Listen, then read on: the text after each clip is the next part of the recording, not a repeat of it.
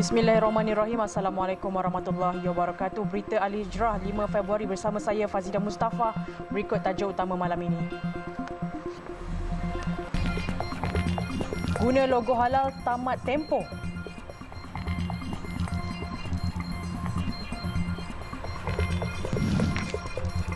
Juga 2 cikgu SMAP Kajang maut.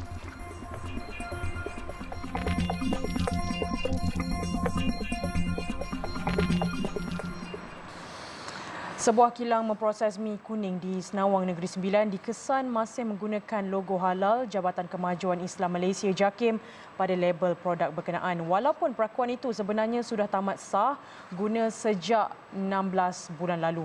Premis itu diserbu pihak berkuasa kira-kira jam 1 tengah hari semalam hasil pemerhatian dan risikan selama seminggu. Pengarah Kementerian Perdagangan Dalam Negeri KPDN Negeri Sembilan Muhammad Zahir Mazlan berkata, dalam serbuan itu sebanyak 4 bungkus mi dan juga guni plastik pembungkus dirampas. Penguat kuasa KPDN bersama Pegawai Jabatan Hal Ehwal Agama Islam Negeri Sembilan JAHINS menjalankan operasi penguatkuasaan halal di sebuah premis di Senawang iaitu kilang mi disyaki menggunakan logo halal JAKIM pada produk makanan tanpa perakuan halal yang sah JAHINS. Serbuan itu hasil pemantauan KPDN Negeri Sembilan dan JAHINS selama seminggu. Beliau berkata hasil pemeriksaan lanjut mendapati sijil pengesahan halal untuk produk dikeluarkan kilang itu tamat tempoh pada 31 Ogos 2021 namun masih digunakan pada paket pembungkusan produk keluarannya. Sebanyak 4 bungkus mi kuning dan 2 guni plastik pembungkus produk perniagaan ini yang disyaki menggunakan logo halal tanpa perakuan halal pihak berkuasa disita dengan anggaran nilai rampasan RM111.20. Kesemua barangan disita mengikut Peraturan 8/B Perintah Perihal Dagangan Perakuan dan Penandaan Halal 2011 kerana melanggar Peraturan 4/1/A Perintah Perihal Dagangan Perakuan dan Penandaan Halal 2011 Akta Perihal Dagangan 2011. Katanya gerakan seumpama itu akan diteruskan bagi mengelakkan penggunaan logo halal pada mana-mana produk makanan dan barang-barang tanpa perakuan sah pihak berkuasa berwibawa iaitu JAKIM dan JAHINS. 2 orang direman selama 3 hari sehingga 7 Februari bagi membantu siasatan berhubung insiden membaling botol ke arah lebuh raya dari sebuah kediaman di Jalan Cendana, Kampung Baru. Kejadian berkenaan tular di media sosial baru-baru ini. 2 yang direman itu adalah daripada 7 orang yang ditahan termasuk 3 wanita. Ketua Polis Daerah Dang Wangi Assistant Commissioner Nur Delhan Yahya berkata, tangkapan pertama membabitkan 5 individu dibuat antara 3.45 petang hingga 9.15 malam semalam. 5 orang yang ditahan terdiri daripada 3 lelaki berusia 21 hingga 24 tahun dan 2 wanita masing-masing berusia 23 tahun bagi membantu siasatan. Tangkapan kedua pula dilakukan antara 1.30 pagi hingga 2.15 pagi tadi terhadap seorang lelaki berusia 20 tahun dan seorang wanita berusia 31 tahun. Kedua-dua tangkapan berkenaan dibuat di sekitar daerah Dang Wangi. Nur Delhan berkata, hasil tangkapan itu pihaknya merampas sebuah telefon bimbit dan sepasang pakaian. Hasil saringan ujian air kencing dilakukan terhadap semua individu yang ditahan mendapati seorang daripada mereka didapati positif dadah jenis ketamin dan disiasat mengikut Seksyen 15/1/A Akta Dadah Berbahaya 1952. Hanya 2 yang direman manakala permohonan reman 5 lagi individu ditolak. Kes itu disiasat mengikut Seksyen 268/336 Kanun Keseksaan dan Seksyen 14 Akta Kesalahan Kecil 1955. Terdahulu satu rakaman video berdurasi 1 minit 43 saat dimuat naik oleh pemilik akaun aplikasi TikTok atas nama @sirapboy memaparkan kejadian seorang lelaki membaling botol tular di media sosial baru-baru ini. Berdasarkan rakaman itu, seorang lelaki dilihat membaling botol dari sebuah residensi mewah dan botol berkenaan dibaling ke arah lebuh raya bertingkat Ampang Kuala Lumpur, Akleh dari arah Ampang menuju ke pusat bandaraya ketika kesesakan berlaku.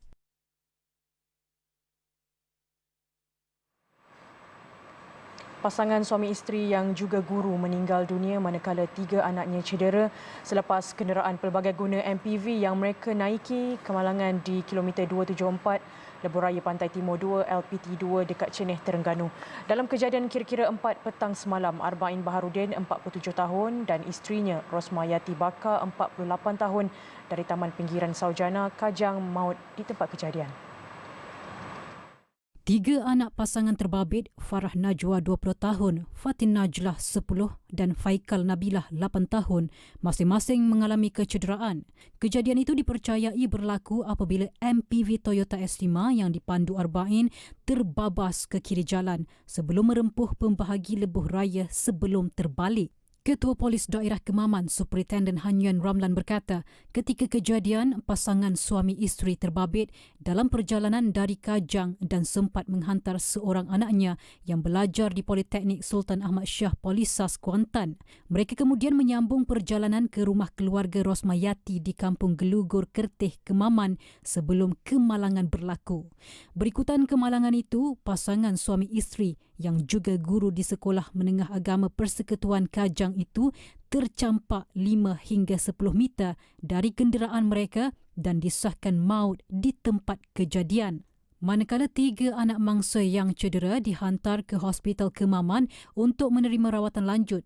Kes disiasat mengikut Seksyen 41-1 Akta Pengangkutan Jalan APJ 1987. Di Melaka, seorang pelajar tingkatan 3 maut manakala rakannya cedera selepas motosikal ditunggangi mereka bertembung dengan sebuah kereta yang terbabas di Jalan Bemban Jasin tengah malam tadi. Pemangku Ketua Polis Daerah Jasin, Asisten Superintenden Muhammad Fazli Othman berkata, dalam nahas kira-kira 12:30 malam itu, mangsa Raja Suhairi Najmi Rajuddin meninggal dunia di tempat kejadian akibat parah pada kepala dan badan. Manakala rakannya Muhammad Adam Syaiful Amran cedera ringan. Beliau berkata, kedua-dua mangsa berusia 16 tahun dan ketika kejadian masing-masing menunggang motosikal Honda Wave dan Honda AX5. Katanya siasatan awal mendapati kedua-dua penunggang dari arah Jasin menghala ke Bemban manakala kereta Mercedes dipandu pekebun Leong King Loy 72 tahun dalam perjalanan arah bertentangan. Polis menerima laporan kemalangan pada jam 12.22 tengah malam. Siasatan awal mendapati pemandu kereta dipercayai hilang kawalan dan terbabas memasuki laluan bertentangan. Pada masa sama, kedua-dua penunggang yang datang dari arah bertentangan gagal mengelak dan membrek lalu bertembung dengan kereta terbabit. Muhammad Fazli berkata, mayat Raja Suhairi Najmi dihantar ke Hospital Jasin untuk dibedah siasat dan kes disiasat mengikut Seksyen 41-1 Akta Pengangkutan Jalan 1987. Muhammad Adam yang cedera ringan turut dirawat di hospital sama manakala pemandu kereta tidak cedera.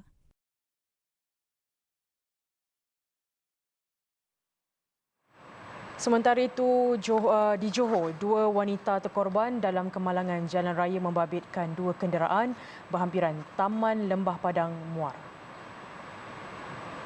Komander Operasi Balai Bomba dan Penyelamat BBP Muar, Pegawai Bomba Kanan 2 Misholi Fadzil Muhammad berkata, pihaknya dimaklumkan kejadian berlaku pada 12.59 tengah malam tadi dan 9 anggota bersama jentera segera ke lokasi. Setibanya di sana, pihak bomba mendapati kemalangan membabitkan kereta Proton Saga BLM dan Proton Wira. Hasil siasatan mendapati insiden berlaku ketika Proton Wira yang dari arah desa Keroma menghala Muar telah bertembung dengan Saga yang memasuki simpang secara mengejut dari arah bertentangan. Pelanggaran itu menyebabkan kedua-dua kenderaan terbabas ke kanan jalan. Terdapat 5 mangsa tersepit dan 2 disahkan meninggal dunia di lokasi oleh petugas kesihatan. Anggota bomba mengeluarkan mangsa tersepit dan mereka yang maut diserahkan kepada polis untuk tindakan lanjut. Mangsa meninggal dunia merupakan penumpang Wira berusia 34 tahun dan pemandu Proton Saga berusia 45 tahun. Operasi tamat pada 2.25 pagi.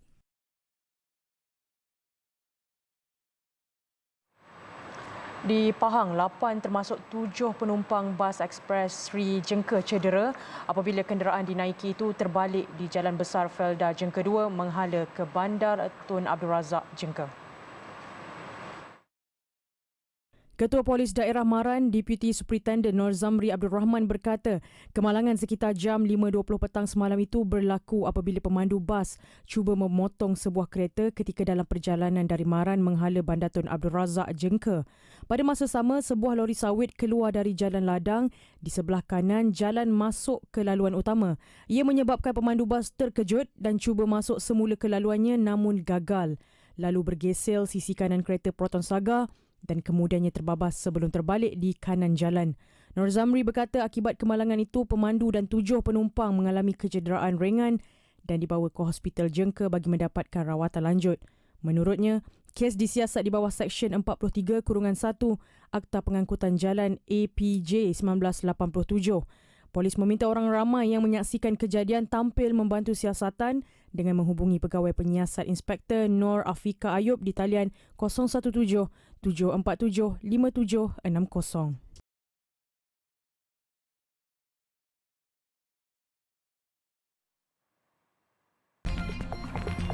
Selepas ini, kira-kira 500 nelayan tiada lesen menangkap ikan.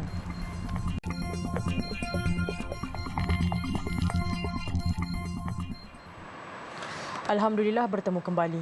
Kira-kira 500 nelayan pesisir pantai di Kuala Kedah bimbang turun ke laut berikutan tidak memiliki lesen menangkap ikan meskipun sudah membuat permohonan lesen kepada pihak berwajib sejak beberapa tahun lalu. Apa yang menggusarkan, setiap hari mereka perlu mengambil risiko ditangkap pihak berkuasa namun tiada pilihan kerana terpaksa berbuat demikian demi menyara keluarga terutama anak-anak kecil yang masih bersekolah. Setiausaha Pertubuhan Nelayan Seberang Kota Jamaluddin Zakaria berkata, banyak bot yang berlabuh di jeti kecil sekitar muara di Kuala Kedah tidak mempunyai lesen.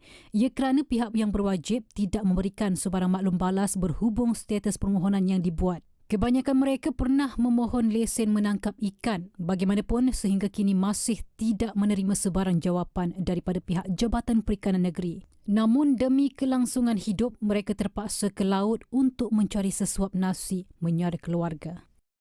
Faktor pertama cuaca. Keadaan. Faktor kedua kos. Kos ni macam dengan nelayan kecil ni kos dia tak berapa tinggi. Nelayan peringkat tengah-tengah ni kos dia tinggi. Okey. Satu, macam abang kata, tak semua boleh lesen. Bila dia tak boleh lesen, dia tak boleh subsidi minyak daripada kerajaan. Bila subsidi minyak daripada kerajaan dia tak boleh, kos dia akan jadi tinggi. Kos yang boleh subsidi minyak daripada kerajaan pun, bila dia nak ke tempat jauh, nak ke tempat orang kata destinasi yang sampai lain, dia kena tambah kos lain. Okey, satu faktor. Bila apa hasil berkurangan, contoh saya bagi macam dengan ni. Kos dia minyak dia nak kena pakai minyak 200 liter. RM400. Sekali dengan ayak batu, sekali dengan kos dia apa semua, kita RM500. Sekali keluar. Kalau ikan dia 50 kilo, dia tolak RM10. Pekerja dia 4 orang. Tak ada apa. Zainuddin Din pula berkata, apabila tiada lesen, mereka seterusnya tidak layak menerima allowance sara hidup nelayan sebanyak RM300 dan peruntukan subsidi minyak petrol yang boleh digunakan semasa tidak boleh ke laut pada musim hujan dan ribut atau ketika sakit. Namun kini mereka terpaksa membeli minyak petrol pada harga biasa. Bertambah perit apabila mereka terpaksa pergi lebih jauh untuk menangkap ikan namun pulang hampa tanpa hasil ataupun tangkapan sedikit. Kami subsidi nelayan dia murah sikit. Kalau tak ada subsidi RM4 lah 1 liter. Subsidi kalau 10 liter baru ada RM16.50. Subsidi. No kos lagi balik hasil tak ada no. Hasil tak tahu lagi tak boleh. Ya. Tu pun kami ni kerja nelayan ni ibarat macam pengintak sedekah lah. Ini kos harga barang. Lah dengan harga barang lah kan tak tahu lah menambung lah. Kurang lah kalau ada pun. Kurang. Tak banyak Tak banyak. Tu yang kadang-kadang yang kata ada yang sampai kat Penang. Tu hak sono orang buat besar macam dengan pergi besar. Dia terpaksa Pergi jauh lah. Dah ikan tak ada ni. Sementara itu, bagi isteri nelayan Khadijah Muhammad Shah, peningkatan kos sara hidup dengan kenaikan barang yang tiada kesudahannya memberi kesan buat mereka. Katanya kehidupan nelayan ketika ini ibarat sudah jatuh di timpa tangga. Tahun ni orang kata cabarlah sikit, mencabar sikit. Sekali dengan raya, sekali dengan sekolah, sekali dengan semualah.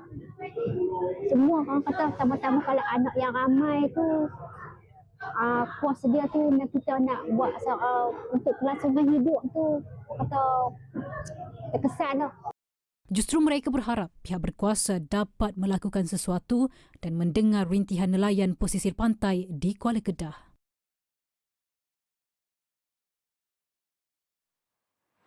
Pusat Pemulihan Akhlak PPA Machang menyasarkan jualan hasil tekstil batik daripada penghuni penjara bagi tahun ini berjumlah hampir RM400,000. Jumlah sasaran itu meningkat hampir 3 kali ganda berbanding tahun lalu RM126,000. Kita mensasarkan tahun ini kurang-kurangnya 2 kali atau 3 kali ganda lah. Sebab konsep kita sekarang ni kita melihat kepada pasaran. Dulu kita tak pasaran kita, just orang datang tempat kita membeli saja. So bila saya berbincang dengan prok kata kita perlukan sedikit sentuhan supaya masyarakat tahu bahawa kita ada buat benda ni. Dan masyarakat pun tak takut. Masyarakat tahu boleh datang kat sini, boleh buat produk kat sini. Produk kita ada mutu, ada nilai tersendiri. Tambahnya, sasaran itu mampu dicapai berdasarkan strategi pemasaran dan kualiti corak batik yang diketengahkan iaitu batik konyok Mache dan sulam kasih. Beliau berkata demikian selepas menghadiri program soft launching produk batik 2023 di Dewan Datuk Seri Haji Zulkifli Omar PPA Machang. Jelasnya lagi dari jumlah keseluruhan lebih 1,900 penghuni di PPA tersebut, 40 daripadanya terlibat dengan pembuatan batik dan bekerja dari jam 8 pagi hingga 1 tengah hari.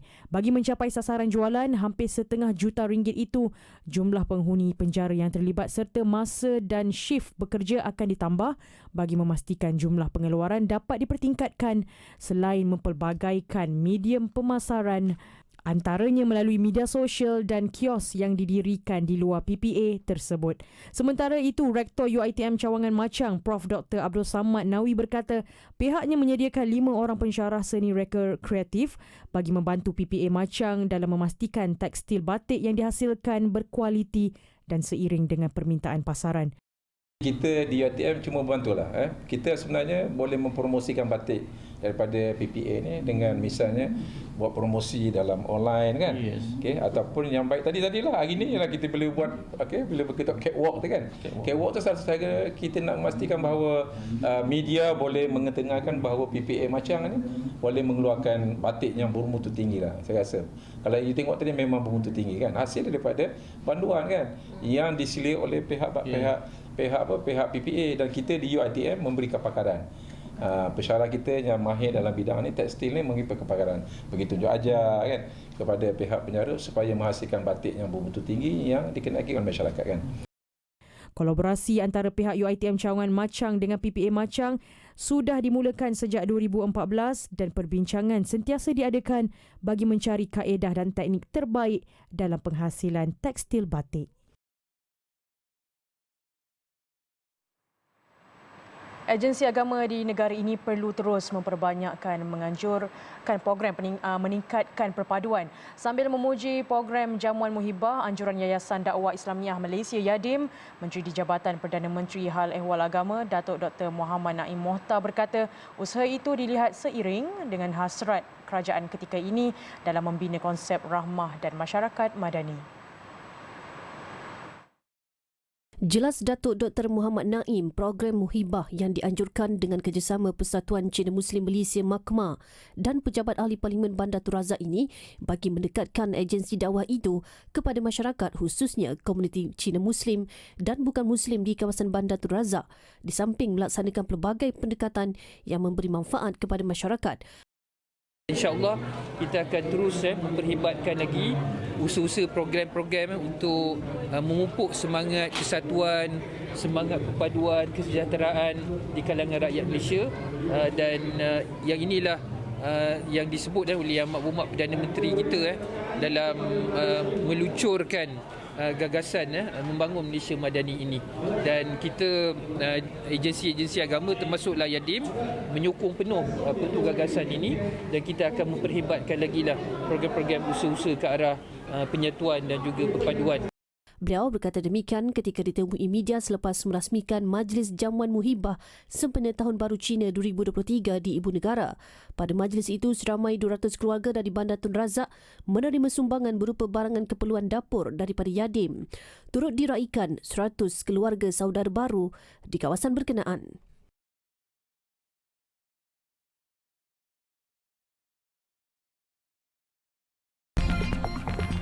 Selepas ini, belon pengintip China di ruang udara Amerika.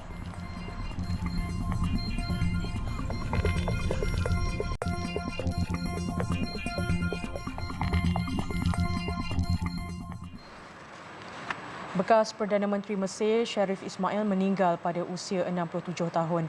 Beliau yang dilaporkan menghidap penyakit berkaitan sistem penghadaman meninggal dunia pada Sabtu. Berita pemergian Ismail dilapor agensi berita rasmi Mesir MENA. Presiden Mesir Abdel Fattah Al-Sisi menzahirkan kesedihan yang mendalam atas kematian. Katanya Ismail yang pernah berkhidmat pada penggal pertamanya sebagai presiden merupakan seorang yang hebat dan bertanggungjawab. Ismail juga tambahnya seorang yang tidak mementingkan diri, berdedikasi, amanah dan menjunjung kepentingan negara dan rakyatnya melebihi kepentingan pribadi. Allahyarham Ismail berkhidmat sebagai Perdana Menteri Mesir antara 2015 hingga 2018. Beliau turut pernah dilantik sebagai Menteri Petroleum dan Sumber Mineral dari 2013 hingga 2015. Tentera Amerika Syarikat menembak jatuh objek yang disyaki sebagai belon pengintip China. Objek itu telah dikesan berada di ruang udara Amerika Syarikat di pantai Carolina Selatan. Operasi menembak jatuh belon itu dibuat atas arahan Presiden Amerika Syarikat Joe Biden. Belon itu dipercayai telah beberapa hari berada di ruang udara Amerika Syarikat sebelum ditembak jatuh. Biden sebelum ini telah membenarkan belon itu diturunkan sebaik sahaja ia tidak mendatangkan risiko tidak wajar kepada Amerika Syarikat. Selepas dijatuhkan, operasi kini menumpukan untuk mendapatkan serpihan belon yang jatuh ke dalam lautan Atlantik. Pentagon menyifatkan kehadiran belon itu satu pelanggaran yang tidak boleh diterima terhadap kedaulatan Amerika Syarikat. Kejadian itu secara tidak langsung memburukkan lagi hubungan antara Washington dan Beijing. Setiausaha Amerika Syarikat Anthony Blinken telah menangguhkan perjalanan ke China susulan insiden terbaru itu. Beijing dalam pada itu memaklumkan belon udara tersebut digunakan untuk tujuan penyelidikan dan telah tersasar ke Amerika Syarikat. Menteri-menteri luar ASEAN hari ini mengecam sekeras-kerasnya tindakan ahli politik pelampau yang membakar dan mencemarkan kitab suci Al-Quran. Perbuatan biadab itu telah menyakiti dan mencemarkan toleransi beragama.